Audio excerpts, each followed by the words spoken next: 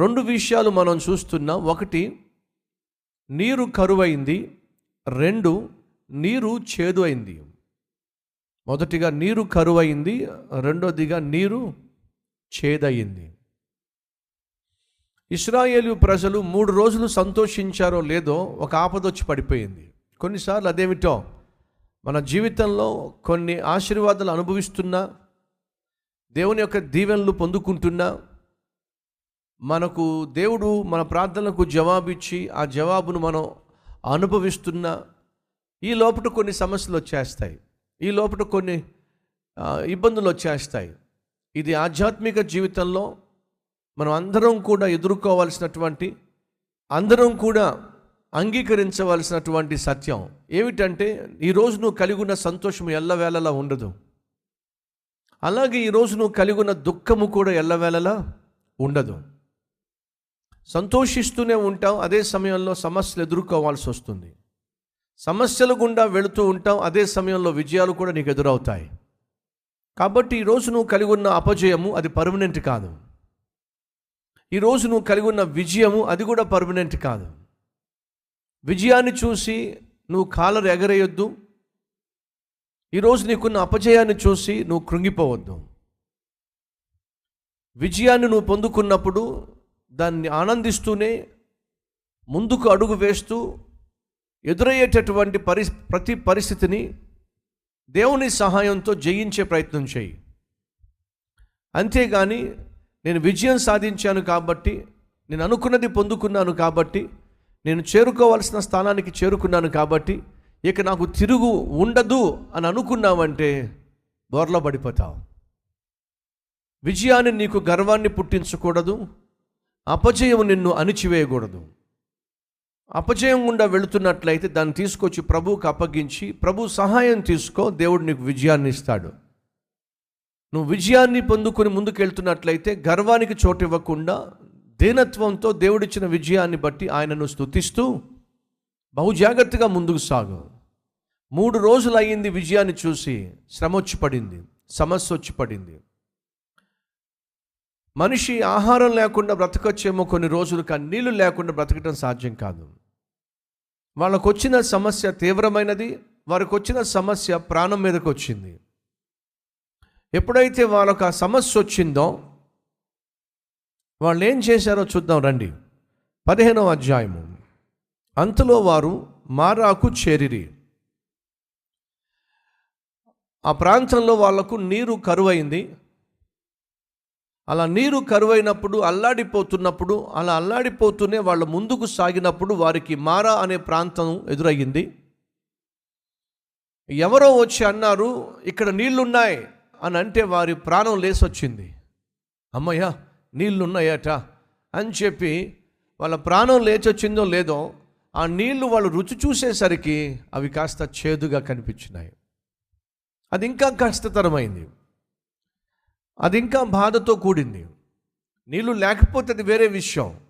కళ్ళ ముందు నీళ్లున్నాయి, చాలా చక్కగా కనిపిస్తున్నాయి, తాగుదాము అని చెప్పి నోట్లో పోసుకునేసరికి అవి భయంకరమైనటువంటి చేదు నీళ్ళు. ఆ తర్వాత వచ్చినాం, వారు ఆ నీళ్లు త్రాగలేకపోయిరి, అందువలన దానికి మారా అను పేరు కలిగెను. ప్రజలు మేమేమి త్రాగుదుము అని మోషే మీద సనుగుకొనగా. జాగ్రత్తగా ఆలోచించండి. 14వ అధ్యాయము లేక 13వ అధ్యాయము 21-22 వచనాలు ఒక సత్యాన్ని మనకు తెలియచేస్తూ ఉంది. ప్రయాణము చేయునట్లుగా యెహోవా త్రోవలో వారిని నడిపించుటకై పగటి వేళ స్తంభములోను వారికి వెలుగునిచ్చుటకు రాత్రి వేళ అగ్నిస్తంభములోను ఉండి వారికి ముందుగా నడుచుచూ వచ్చెను. ఆయన పగటి వేళ స్తంభమునైనను రాత్రి వేళ అగ్ని స్తంభమునైనను ప్రజల ఎదుట నుండి తొలగింపలేదు. నడిపించటానికి దేవుడు మేఘస్తంభాన్ని, అగ్నిస్తంభాన్ని వారికి అనుగ్రహించాడు.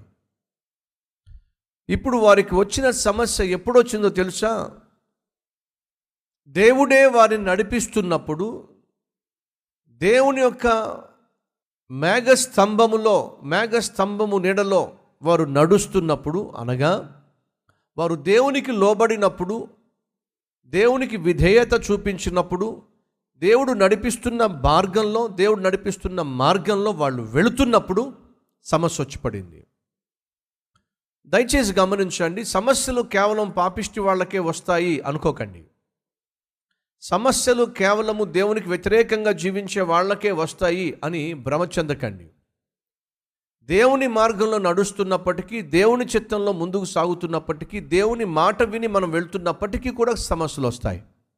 దేవుని చిత్తానుసారంగా మనం జీవిస్తున్నప్పుడు మనకు వచ్చే సమస్యలు మన విశ్వాసాన్ని పెంపొందిస్తాయి. దేవుడు మన విశ్వాసాన్ని పరీక్షిస్తాడు. దేవుడు మన ఆత్మీయతను పరీక్షిస్తాడు. అలా పరీక్షించే ప్రక్రియలో కొన్నిసార్లు దేవుడు సమస్యలను అనుమతిస్తాడు. ఒక భక్తుడు సెలవిచ్చాడు, faith which is not tested is not trusted.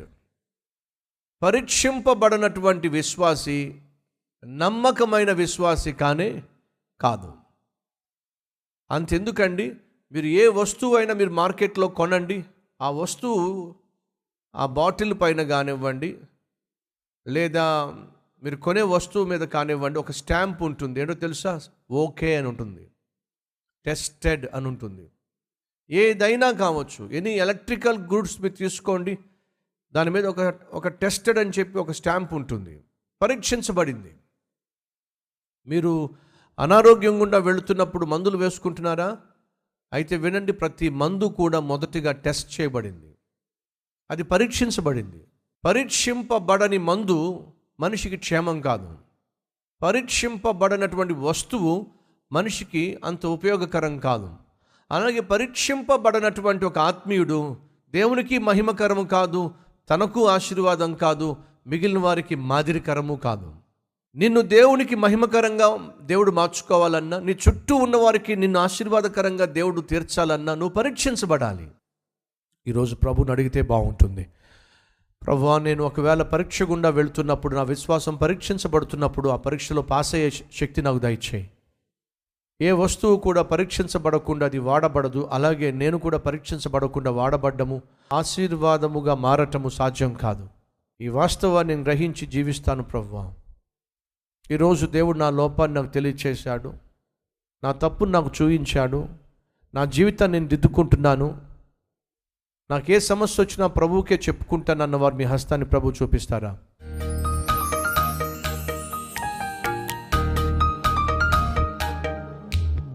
పరిశుద్ధుడు అయిన తండ్రి, బహుసూటిగా స్పష్టంగా మాతో మాట్లాడాం. విజయాన్ని వాళ్ళు ఆస్వాదిస్తున్న కొద్ది రోజులకే 3 రోజుల్లో మరొక సమస్య వచ్చేసింది. అనగా మేము అనుభవించే విజయాలు శాశ్వతం కాదు, మేము ఎదుర్కొనే సమస్యలు శాశ్వతం కాదు. ఈ సత్యాన్ని మేము గ్రహించి బహు జాగ్రత్తగా జీవించాలి. విజయాలను చూసి మేము కాళ్ళు ఎగరడానికి వీల్లేదు, సమస్యలను చూసి మేము కృంగిపోవడానికి వీల్లేదు. అది విజయమైనా అది సమస్య అయినా నీ దగ్గరకు వచ్చిన ఆయన వినయముతో మమ్మల్ని మేము మీకు అప్పగించుకోవడం మాకు క్షేమము, అది శ్రేయస్కరము. అదే సమయంలో మా జీవితంలో మేము ఎదుర్కొనే ప్రతి చేదు అనుభవాన్ని మధురముగా మార్చగలిగిన అద్భుతమైన దేవుడవు నీవు. నీ మాటకు లోబడితే చాలు, మారా అనుభవము మధురంగా మారుతుంది. నీ మాటకు లోబడే, నీ చిత్తమునకు లోబడే, నీకు లోబడేటటువంటి జీవితము మాకు దయచేయండి. లోబడేటటువంటి వ్యక్తిత్వము కలిగిన మోషే ద్వారా అనేక లక్షల మందికి నువ్వు నీటిని అనుగ్రహించావు. మారా అనుభవాన్ని మధురంగా మార్చావు. కారణము మోషే నీకు లోబడ్డాడు కాబట్టి.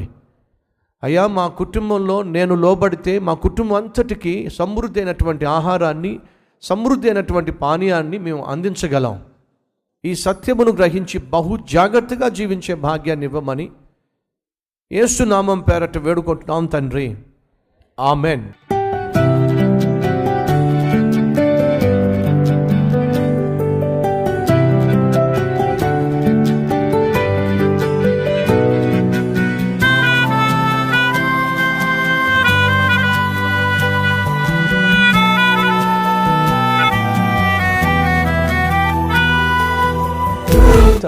డైలీ డివోషన్ ఆశీర్వాదకరంగా ఉంటే 10 మందికి షేర్ చేయండి, లైక్ చేయండి, అలాగే ఖచ్చితంగా కామెంట్ పెట్టండి.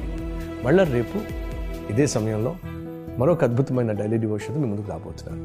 అంతవరకు సెలవు.